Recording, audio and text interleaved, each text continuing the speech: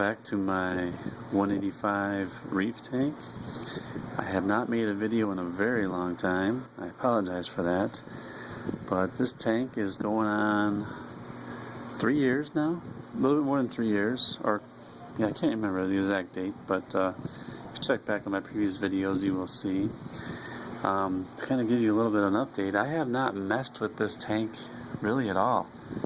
I have let nature do its thing with it. I haven't really poked around with it. I didn't really add any more corals. I kind of let the ones that I have either, like this one here, this cold coral has branched off, and there's one behind the devil's hand. There's this tall one here. And if you just look around the whole tank, it's got a bunch of corals that have kind of just taken over on rocks and branched off by themselves, and it's kind of fun to see what actually happens.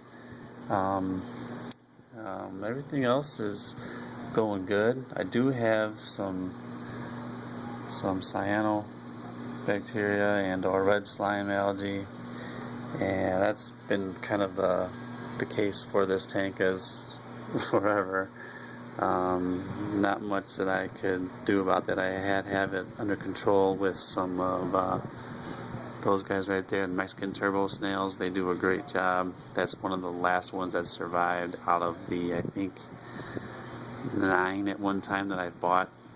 But I got really lucky with them. With the growth of the coral, it has kind of intertwined the rocks together.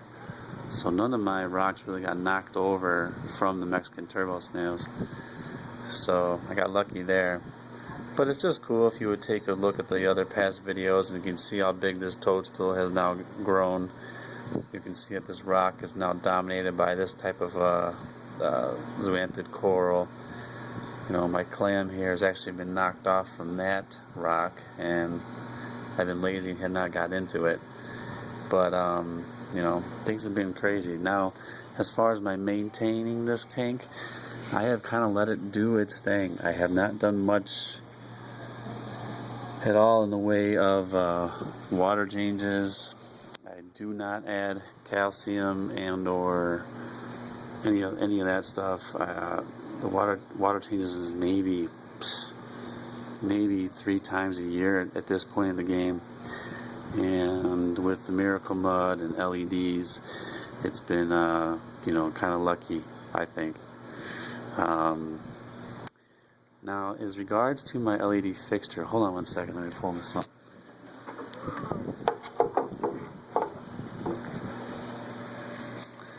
Let this focus in. You will notice that, like that corner there, that bulb is turned off or burnt out. And a couple other ones intermingled in there that are all kind of burnt out. What I'd like to do is, this fixture is probably 3 years old now, and if you remember, it was a custom made fixture. I'd kind of like to get a par meter again and test it to see how it's doing.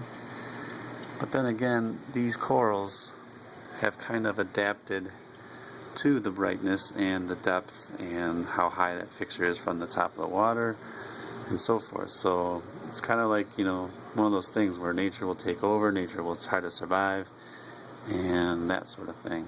If you can remember from past videos, this,